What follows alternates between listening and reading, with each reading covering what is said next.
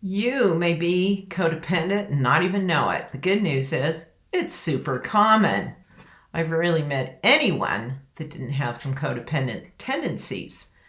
The more we can become aware of the warning signs, though, the more we can free ourselves up to be healthy, to be whole, and create partnership in relationships. So I'm going to teach you 5 warning signs that are all indicators that you have codependent tendencies.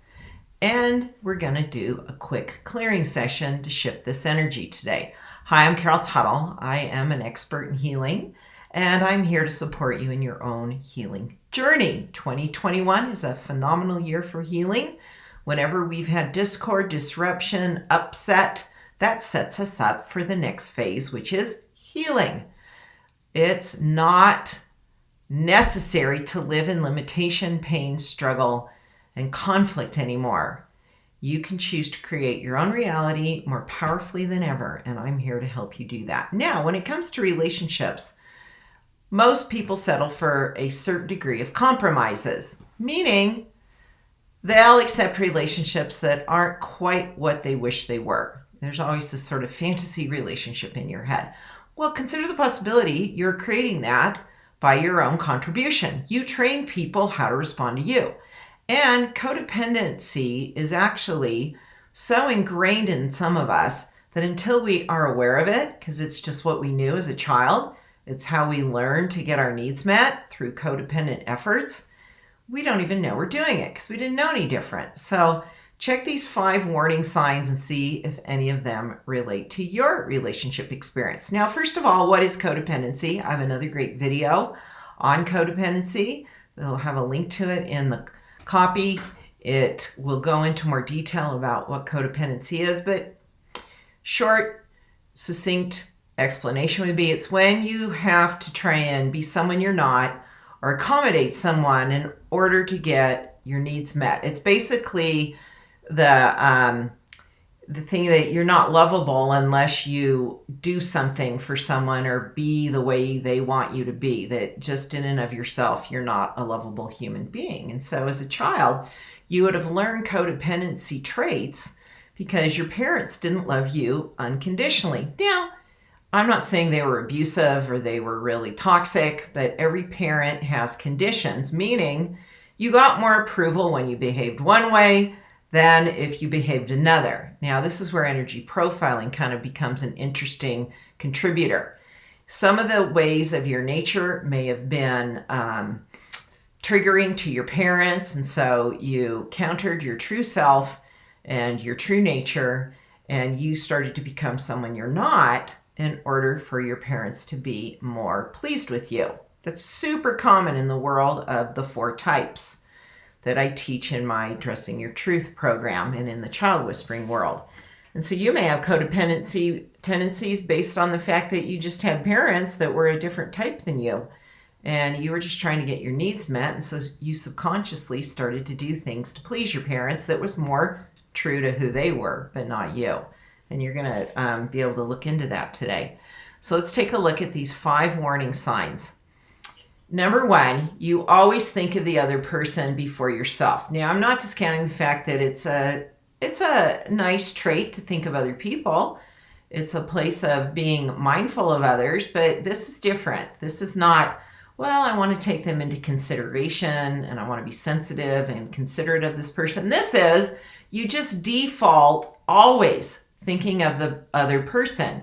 If it's let's just take the scenario of marriage or in a boyfriend-girlfriend, so a significant other. You have something show up in your life that you're really interested in, but before you get in touch with what you want, what's right for you, you first default to think about what will be their opinion. Will they support you? What will be their reaction to this? You think of them first. You always think of the other person before yourself, especially when it comes to things that are just your experience. You're defaulting to going, how are they going to respond to me? What will they say about it? Can I tell them about this? See, you're concerned about as if you were still 5 years old, and you have to be worried about how a parent's going to react to you, and they're going to really influence whether or not you can have this experience or not. You're defaulting into this wounded state of a child pleasing a parent. You've made them more powerful. You've made the other person in the relationship, the significant other, have more say than you. You've had to think about them first rather than what's correct for me. How often do you do this? Number 2, you have the belief, I have to fix people to be loved. Now, this comes from a childhood experience of you had a parent that was dysfunctional. Maybe they were really dysfunctional. They were an alcoholic, or they were abusive, or they were depressed. There was a condition, behavior, a certain quality or trait that was not their true self, but it was from their wounded, unhealed self.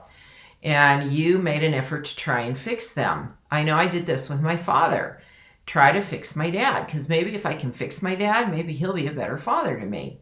And so unconsciously, we run this pattern in our adult life, and we maybe not in your significant relationship, maybe you've avoided it there, but maybe you do it with friends. This is a super common space that we create this with friends. I don't do it anymore. You'll actually attract people that need you to fix them. But the irony of this is they never get better. Or they move on and the next person shows up. So the conflict here is you have to do this in order to be lovable. And this again comes from a byproduct of childhood programming and old roles you played. So notice that, and you can shift that. Number 3, and we're going to shift all of these, and there's only 4. I thought there were 5. The third one is you have the belief, I have to please others to be loved. Now, this is a notch down from fixing people, and you'll see this more in those significant relationships where I have to please others. This is where the number 1 kicks in. I have to always think of them first, because if you have to please them, you have to think about them first. And so in order to get the love that you need and desire, and this is super potent from your childhood, I have to please my parents in order for them to love and approve of me. It's just something you have never made an adjustment with. It's carried on into your adult space, your adult life. You still have the old programming and you're still playing it out. And that can all get cleaned up. And number 4, your core belief is, I am not lovable if I am just being me. And this is really the foundational belief that really fuels all the others that we've just gone over. That you really have this inner child that still feels this part of you. Your adult self may have grasped that in theory, that you are lovable. That makes sense. It's reasonable to consider you're a lovable human being, but it's this emotionally wounded part of you, your inner child self, that's still believing they're not lovable. And that's the part you have to reach. That's the part that's asking for you to show up and to heal this core belief that you are lovable just by being you. And that's the kind of work we do at the Carol Tuttle Online Healing Center. And I want to help you get that one fixed once and for all. Not because I need to fix you to be lovable, but because I care and I know what it's like to live a life with these flawed beliefs running your entire relationship experience. It creates struggle after struggle, compromise after compromise. So I've got a beautiful healing plan for healing your wounded inner child. Included in that is the clearing for codependency. You can make all of these changes and you'd be amazed. What's remarkable is we think of in relationships, people will ask me, well, what if my spouse thinks this is all a bunch of phooey, it's silly, it's like no scientific basis, which there is, by the way. What do I do? It's like, well, what's the point if my partner isn't going to join in to shift this relationship? Well, the person with the most intent, the most powerful intent, the most conscious of the two actually has the power to shift the relationship for both people. I've seen it over and over and over. In fact, I just connected with a longtime Healing Center member, and she shared with me, I stopped badgering and trying to get my husband to do these things. I started to believe that I could, on my own, shift our entire relationship. And the things that have happened and how much he's changed, and our relationship has improved, and he's changed in sync with what I've been doing, has been miraculous. And I've heard it over and over from Healing Center members. That is, they've shown up. One person can shift a relationship profoundly, like almost like, how's that possible? Still is dropping to me. So let's make some changes right now and shift this energy. We're going to actually tap on what's called your K27 points. Take a deep inhale and exhale. And repeat after me. It is safe to be my true self in a relationship. Speak to that little 5-year-old, 10-year-old, 15-year-old self. This is the part of you that needs to own that belief, be told that, invited to choose into that. This is the part of you that never heard it. Tell that part of you now. It is safe to have my own needs met.